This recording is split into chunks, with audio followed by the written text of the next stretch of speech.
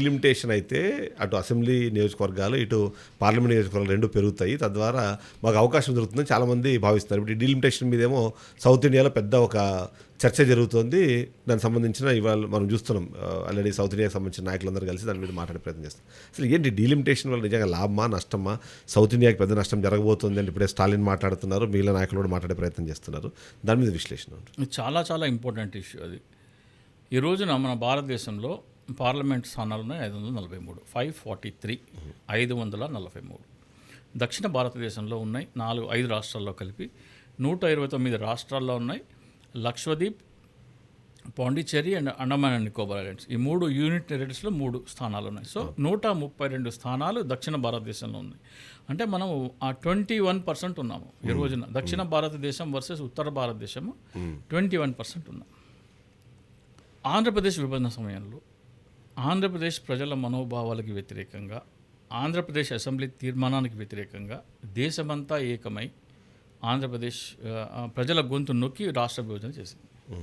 రేపొద్దున్న దక్షిణాది ఉత్తరాది నదీ జలాల పంపకాల విషయం కానీ ఏదైనా వస్తే ఈ డివైడ్ మరింత పెరుగుతుంది. ఈ 21% ఏదైతే ఉందో, 21 కాదు 24%, ఇంతకుముందు నేను చెప్పింది 132 అంటే ఐ థింక్ 24% వస్తుంది. సో ఇది 20%కు 19%కు పడిపోబోతుంది. ఒకవేళ డీలిమిటేషన్ 888 స్థానాలకి పెంచుతామంటున్నారు. అది కనుక మీరు చేస్తే అది ఇంకా 20%కు 19%కు పడిపోతుంది. సో అప్పుడు ఇంకా మన వాయిస్ తగ్గిపోతుంది.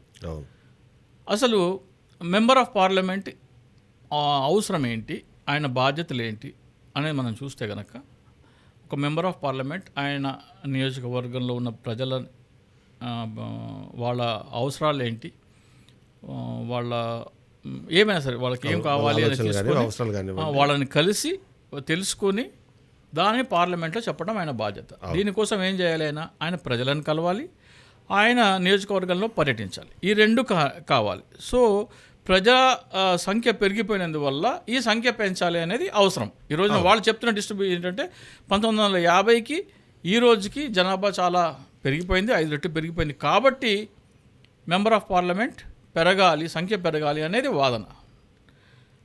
సరే, 1950లో పరిస్థితులు ఏంటి, ఈ రోజున పరిస్థితులు ఏంటి, అసలు అది పెరగాల్సిన అవసరం ఉందా లేదా అని నేను ఒకటి చెప్తాను. 1950లో ప్రజలు అవసరాలు ఏంటి? ఎంప్లాయ్మెంట్, మీకు విద్య, వైద్యం, ఇన్ఫ్రాస్ట్రక్చర్, ఇవన్నీ మీకు కీలక సమస్యలు. విద్యా వైద్యం కొద్దాం.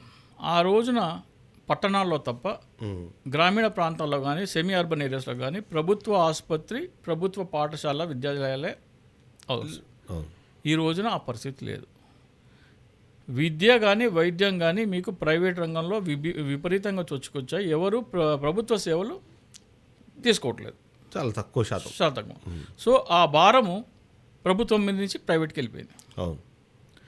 ఫుడ్ సప్లై, రేషన్ ఆ రోజున కిరోసిన్ కానీ షుగర్ కానీ మీకు నిత్యావసర వస్తువుల కోసం రేషన్ షాపుల్లోనే మీకు అందుబాటులో వచ్చాయి. లేకపోతే 5 రెట్లు 6 రెట్లు ఓపెన్ మార్కెట్లో, బ్లాక్ మార్కెట్లో కొనుక్కోవాలి. ఈ రోజున ఆ పరిస్థితి లేదు. ఆ రోజున ఒక నియోజకవర్గం పర్యటించాలంటే ఎంపీ గారికి ఆయన స్థానం నుంచి 7-8 గంటల ప్రయాణం ఉండేది. ఈ రోజున 2-3 గంటల్లో వెళ్ళిపోతున్నారు.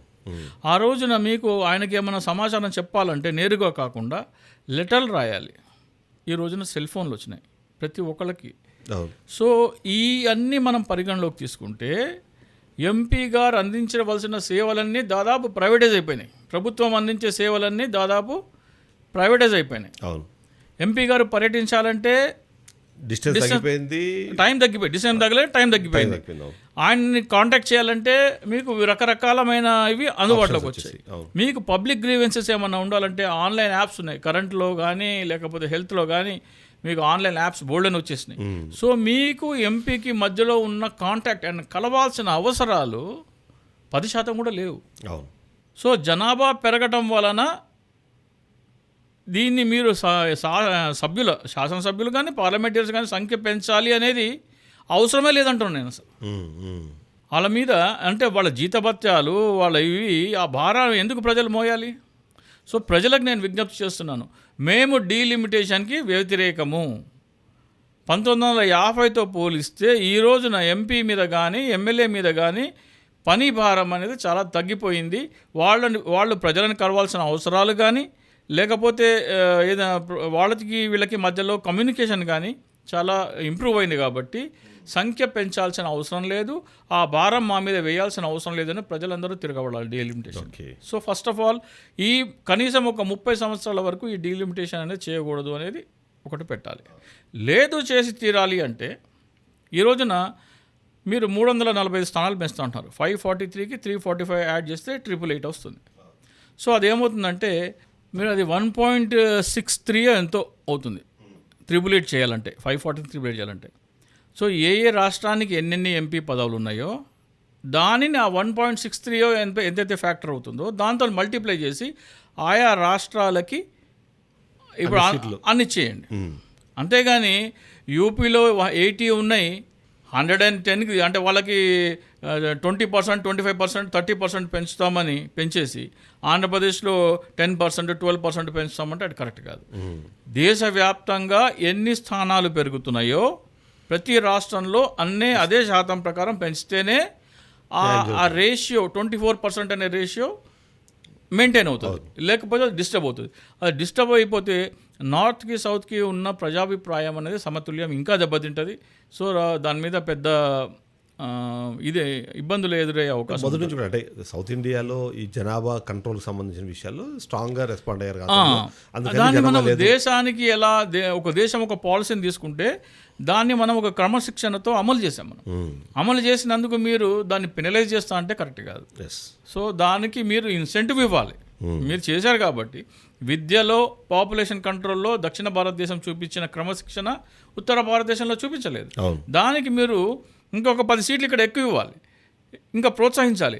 అది పోయి మీరు ఇంకా ఉత్తరాదిన మీరు ఇంకా వాళ్ళకి ఇచ్చి ఇక్కడ సీట్లు తగ్గిస్తామంటే కరెక్ట్ కాదు. కాబట్టి దక్షిణాది రాష్ట్రాల ప్రజలకి ముఖ్యంగా నేను జగన్మోహన్ రెడ్డి గారికి, కేసీఆర్ గారికి, రేవంత్ రెడ్డి గారికి, చంద్రబాబు నాయుడు గారికి, పవన్ కళ్యాణ్కి, అలాగే స్టాలిన్ గారికి, పినరయి విజయన్, కాంగ్రెస్ పార్టీ రాహుల్ గాంధీ గారికి కూడా ఈ అంశాన్ని ఈ రోజున మనం 1950తో పోల్చుకుంటే ఈ రోజున ఎంపీల మీద పని భారం అంతగా పెరగలేదు. కాబట్టి ఫస్ట్ ఆఫ్ ఆల్ డీలిమిటేషన్ అనేది 30 సంవత్సరాలు ఆపేసేయండి, అవసరం లేదు. రెండోది చేస్తే అది అవసరమైతే దేశవ్యాప్తంగా ఎంత పర్సంటేజ్ పెరుగుతుందో దాన్ని అదే ఫ్యాక్టర్ని రాష్ట్రంలో కూడా సేమ్ అదే రేషియోలో పెంచితేనే ఈక్విలిబ్రియం దెబ్బతినకుండా సమతుల్యం పాటించిన వాళ్ళు అవుతారు. సో అది ఈ రెండు పరిగణలోకి తీసుకుని మాత్రమే డీలిమిటేషన్ దిశగా అడుగులు వేయాలని చెప్తున్నాను.